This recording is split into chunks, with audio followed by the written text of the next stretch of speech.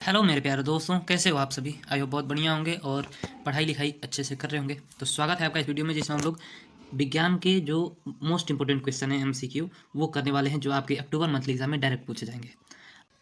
तो एक भी क्वेश्चन मिस नहीं करना है, सारे क्वेश्चन इंपॉर्टेंट हैं और अपने दोस्तों के साथ शेयर करना नहीं भूलना है। चैनल पर नए तो चैनल को सब्सक्राइब जरूर कर लीजिएगा और उसके साथ ही साथ बेल आइकन को प्रेस कर लीजिएगा, ताकि आपको नोटिफिकेशन मिलती रहे टाइम टू टाइम। ओके, हमारा निश्चय है कि आपको जो भी चीज़ें दी जाए 100% राइट और सही चीज़ें दी जाए। ठीक है, तो ये कक्षा 10वीं का है एमसीक्यू की ये सिलेक्शन है, जो आपके एग्जाम में डायरेक्ट पूछा जाएगा और साइंस सब्जेक्ट का है।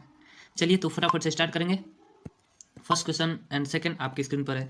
फर्स्ट, चुंबक द्वारा धारावाही चालक पर लगाए गए बल की दिशा मिलती है, तो ये मिलती है फ्लेमिंग के वाम हस्तिनी से मिलती है। किसे? फ्लेमिंग के वाम हस्तिनी से। Option number C right answer हो जाएगा। सेकंड है, विद्युत चुंबक होता है स्थायी और अस्थायी दोनों, इनमें से कोई नहीं।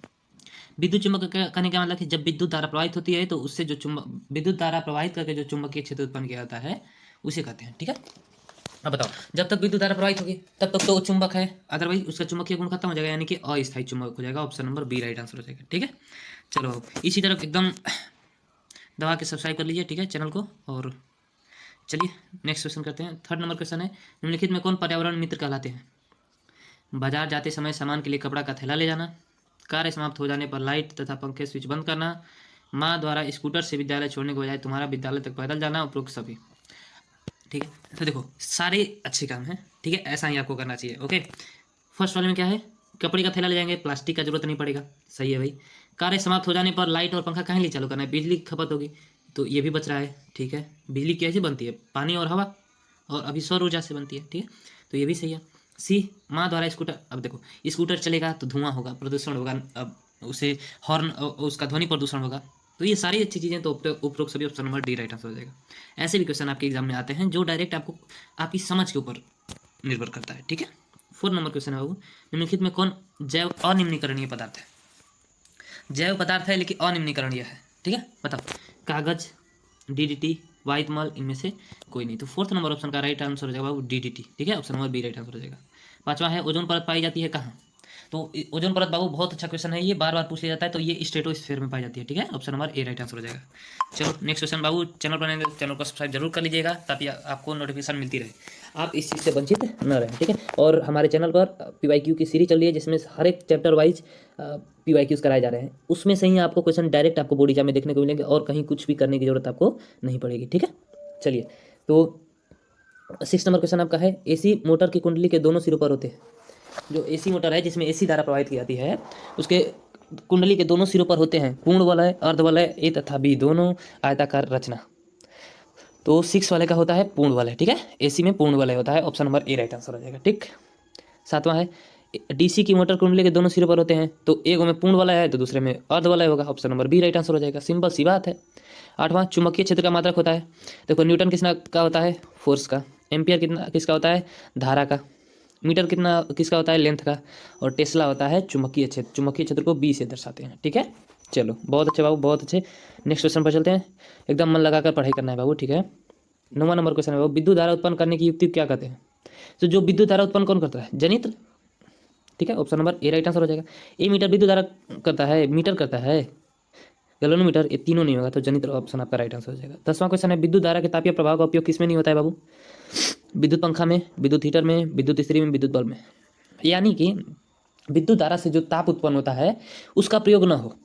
ठीक है, उसका उपयोग ना हो। तो देखो इस्त्री में क्या करते हैं, जब गर्म होता है इस्त्री, उसी से अपने कपड़े सारे प्रेस हो जाते हैं।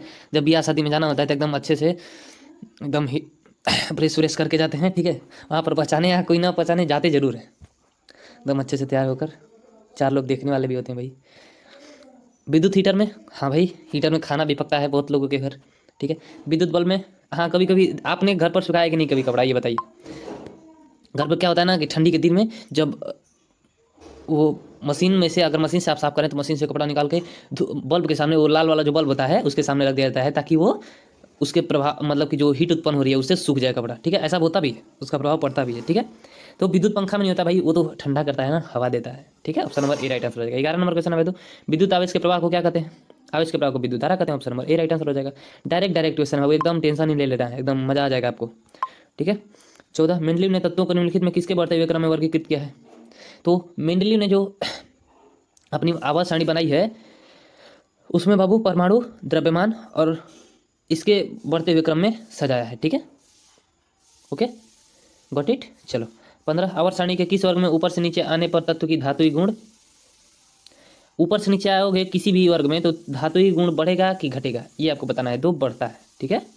चलिए नेक्स्ट क्वेश्चन, 12 नंबर क्वेश्चन पीछे छूट गए थे तो आगे ले लिए इसको, ठीक है। विद्युत चुम्बक बनाने के लिए उपयुक्त पदार्थ है, किसका उपयोग होता है? तो नरम लोहे का। 12 का ए नंबर ऑप्शन आपका राइट आंसर हो जाएगा, ठीक है। 13, विद्युत बल्ब का फिलामेंट बना होता है, टंगस्टन का बना होता है। बहुत ही फेमस क्वेश्चन है और बहुत ही प्यारा क्वेश्चन है जो बार बार पूछ लिया जाता है बाबू, बहुत अच्छे। नेक्स्ट 16, समीकरण के बाएं और दाएं दोनों और प्रत्येक प्रकार के परमाणुओं की संख्या समान है, यह समीकरण कैसा है? तो समान होगी तो संतुलित होगा और असमान होगी तो असंतुलित होगा। तो संतुलित आपका यहाँ पर राइट आंसर हो जाएगा। 17, क्लोरोफिल सूर्य का प्रकाश की उपस्थिति में पौधे वायु से कार्बन डाइऑक्साइड एवं पृथ्वी से जल ग्रहण करके अपना भोजन तैयार करते हैं, यह किस प्रकार की अभिक्रिया है? अरे भाई, प्रकाश संश्लेषण अभिक्रिया आप जानते हो ना, वही तो है और कुछ नहीं है, ठीक है। तो यह प्रकाश रासायनिक अभिक्रिया हो जाएगी, option number A right answer हो जाएगा। नेक्स्ट 18 नंबर क्वेश्चन है बाबू, एसिटिक अम्ल दुर्बल अम्ल है क्योंकि इसका जलीय विलयन अम्लीय है, यह पूर्णतः आयनित होता है, यह आंशिक रूप से आयनित होता है, यह क्रियाशील समूह लगा रहता है। बताओ, COOH क्रियाशील समूह, ठीक है। बताओ क्या होगा इसका राइट आंसर? तो 18 नंबर क्वेश्चन का आपका हो जाएगा भाई, यह आंशिक रूप से आयनित होता है, ठीक है, आंशिक रूप से आयनित होता है, इसलिए दुर्बल अम्ल है। 19, विरंजक चूर्ण का सूत्र क्या है? विरंजक चूर्ण, इसका फॉर्मूला क्या है? डायरेक्ट फॉर्मूला तो 2-3 पूछ ही लिए जाते हैं बाबू आपके एग्जाम में, तो एकदम फॉर्मूले सारे याद कर लेंगे, जितने भी इक्वेशन बने सारे फॉर्मूले याद कर लीजिएगा, ठीक है। तो विरंजक चूर्ण का जो फॉर्मूला होता है CaOCl2 होता है, CaOCl2, ठीक है। चलो नेक्स्ट क्वेश्चन बाबू, 20 नंबर क्वेश्चन है, निम्नलिखित अभिक्रिया में कौन संश्लेषण अभिक्रिया है? संश्लेषण अभिक्रिया, बताओ कौन सा होगा इसका राइट आंसर? तो जिसमें संश्लेषित होता है कोई पदार्थ, तो यहाँ पर MgO और H2 दोनों संश्लेषित होकर एक नया पदार्थ बना रहे हैं, MgOH का होल ट्वाइस, MgOH का होल ट्वाइस बना रहे हैं, ठीक है। और इसमें देखो, इसमें हाइड्रोजन निकल रहा है, इसमें हाइड्रोजन निकल रहा है, इसमें 2 पदार्थ बन जा रहे हैं, लेकिन संश्लेषित होने का मतलब कि 2 मिलेगा 1 बनेगा, 3 मिलेगा 1 बनेगा, ठीक है। चलो 21, किसी अभिक्रिया में भाग लेने वाले पदार्थ क्या कहलाते हैं? बताओ, अभिक्रिया में भाग लेने वाला पदार्थ, अभिक्रिया के बाद बनने वाला पदार्थ नहीं, जो भाग लेता है तो अभिकारक होता है, option number A right answer हो जाएगा, ठीक है। बहुत अच्छे, बहुत अच्छे, गुड। इसी तरह एकदम एकदम आग लगा देना है बाबू, ठीक है। 22, एंड्रोजन है, नरलिंग हार्मोन, स्त्रीलिंग हार्मोन, पाचक रस, इनमें से कोई नहीं। 22 का कौन सा ऑप्शन आपका राइट आंसर हो जाएगा? तो 22 का नरलिंग हार्मोन है, एंड्रोजन, ठीक है। 23, मस्तिष्क का कौन सा भाग हृदय स्पंदन तथा श्वसन गति की दर को नियंत्रित करता है? तो सेरिब्रम है, मेडुला है, सेरिबेलम है, इनमें से कोई नहीं। तो 23 नंबर क्वेश्चन का राइट आंसर हो जाएगा सेरिब्रम, ठीक है। चलो एकदम वीडियो अच्छा लग रहा हो तो एकदम लाइक कर दो, चैनल को फटाफट से एकदम दबा दो सब्सक्राइब पर, ठीक है।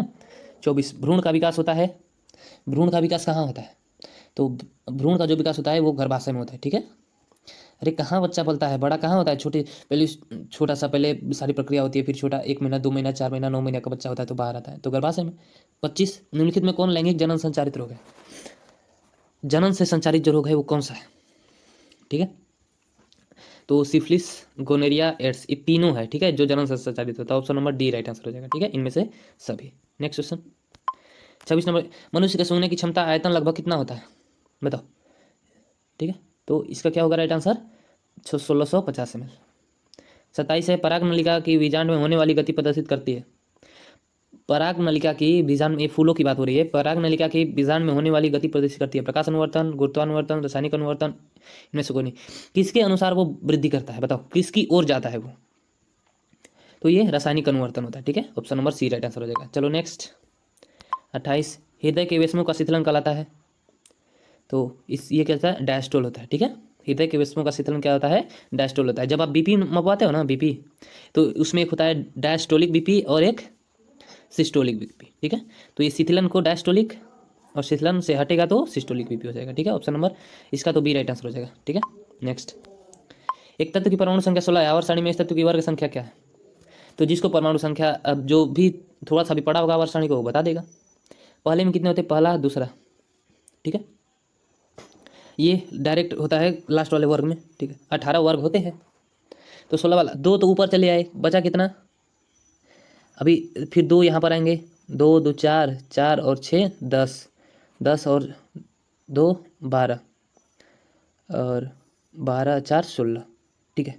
तो ये आपका क्या हो जाएगा राइट आंसर? 29 का 16 हो जाएगा, डी, ठीक है, डी ऑप्शन आपका राइट आंसर हो जाएगा। ओके, देखो यहाँ से 2 लाइन होता है ना, इधर 2 होता है, इधर 6 6 होते हैं, तो ऊपर 2 हो गया था, फिर यहाँ पर 2 4 6 10 2 12 और 4 16, ठीक है। तो option number D right answer हो जाएगा। 30 हीलियम परमाणु के बाहरी कक्षा में कितने इलेक्ट्रॉन रहते हैं? कितने इलेक्ट्रॉन रहते हैं बाबू? तो ये 2 इलेक्ट्रॉन रहते हैं। अरे भाई हीलियम हीलियम 2 होता ही है, तो ये 2 ही रहेंगे ना सबसे बाहरी कक्ष में, ठीक है। चलो, तो आई होप बहुत आपको मजा आया होगा और क्वेश्चन शानदार थे। वीडियो अच्छा लगा हो तो वीडियो को लाइक जरूर करिएगा और चैनल को सब्सक्राइब कर लीजिएगा, ठीक है। चलो, तो फिर मिलते हैं नेक्स्ट वीडियो में, और आंसर की बाबू आपको मिलती रहेगी और 100% श्योर आपको राइट आंसर की मिलेगी। भले ही हो सकता है कि थोड़ी भी लेट मिले, लेकिन 100% राइट मिलेगी, बिल्कुल निश्चिंत रहिएगा। ओके, फिर मिलेंगे नेक्स्ट वीडियो में। Love you all. तैयारी करते रहो बाबू, बहुत ही कम समय बचा है। एकदम पूरी जोश और जुनून से तैयारी करो, पूरी जान झोंक दो जितनी जान बाकी है, ठीक है। Okay, bye bye, see you in the next class.